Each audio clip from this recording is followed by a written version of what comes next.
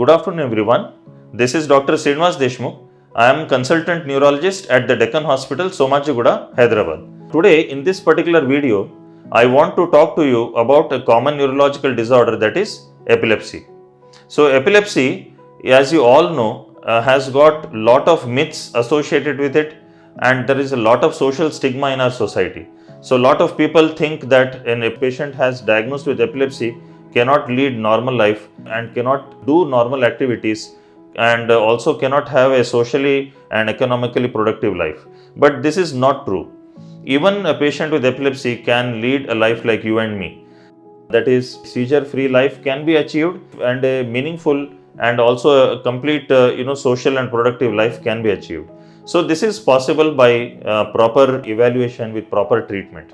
So in this particular video, I aim to make you understand a few points about the clinical symptoms of epilepsy, how to recognize epilepsy, and then we will look at the investigations of epilepsy. When it comes to the clinical symptoms of epilepsy, one thing to understand is that there are two terms. One is epilepsy, another one is seizure.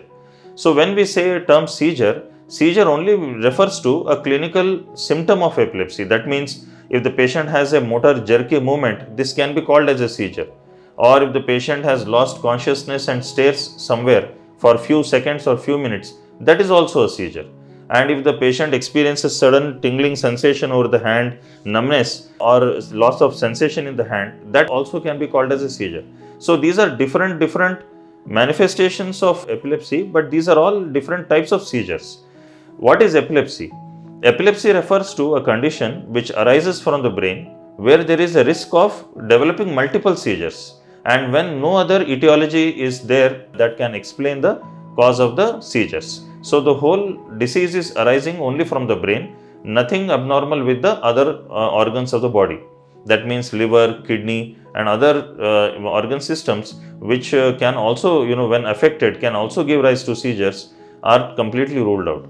So whenever you see a patient with seizures, it is important to rule out other organ systems involvement. So if there is a low blood sugar, or if there is a patient who comes with acute kidney injury, or if there is acute hepatic injury, in all these situations, seizures can occur, but they are not termed as epilepsy. They are only called as acute symptomatic seizures. Epilepsy refers to seizures which arise only from the brain, and brain itself is at fault, or the disease is in the brain, and there is a risk for recurrent seizures.